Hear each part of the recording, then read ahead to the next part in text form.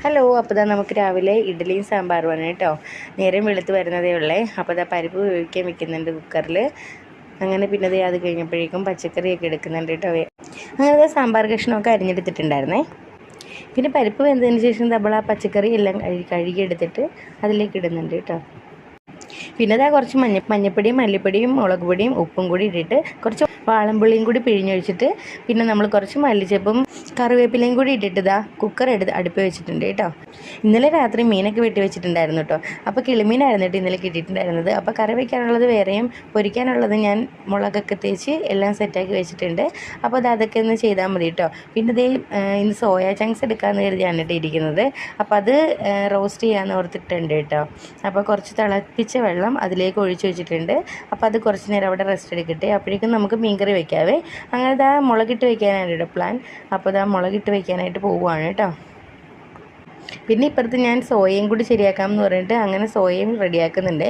അത് അപ്പുറത്ത് കറിയുടെ അരപ്പ് തിളച്ച് വന്നിട്ടുണ്ട്.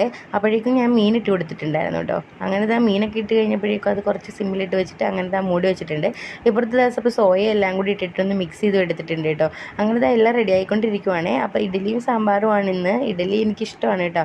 അങ്ങനെ ഇപ്പുറത്ത് പിന്നെ മീനിൻ്റെ എല്ലാം റെഡിയായി ഇറക്കിയിട്ടുണ്ടായിരുന്നേ. അപ്പോഴേക്കും നമ്മൾ മീനും പൊരിക്കാൻ വേണ്ടി ഇട്ടിട്ടുണ്ടായിരുന്നേ. അങ്ങനെ നമ്മുടെ സോയ റെഡി ആയിട്ടുണ്ട്. പിന്നെ ഇഡ്ഡലിയുടെ മാവൊക്കെ ഒഴിച്ച് വേവിക്കാൻ വെച്ചിട്ടുണ്ടായിരുന്നു. സാമ്പാർ പൊടിയൊക്കെ തളിച്ച് സാമ്പാർ ഇവിടെ റെഡിയാക്കിയിട്ടുണ്ട്. അപ്പോൾ നമ്മുടെ ഇഡ്ഡലി റെഡിയായി വന്നിട്ടുണ്ട് കേട്ടോ. ഇവിടെ എല്ലാവരുടെയും രാവിലത്തെ ബ്രേക്ക്ഫാസ്റ്റ് എന്തായിരുന്നൊക്കെ ഒന്ന് കമൻറ്റ്സ് ഇടണം കേട്ടോ. ഇതേ വഴുതനയും കൂടി ഞാൻ മെഴുക്ക് വെട്ടിയിട്ടുണ്ടായിരുന്നേ. പിന്നെ നമ്മുടെ സാമ്പാർ റെഡി ആയിട്ടുണ്ട്. ഈ ടൈമിൽ തന്നെ ഇക്കും പോയിട്ടുണ്ടായിരുന്നു, മെഹറും പോയിട്ടുണ്ടായിരുന്നു കേട്ടോ. ഇപ്പോൾ ഒരു 8 മണിയൊക്കെ ആയിട്ടുണ്ട്.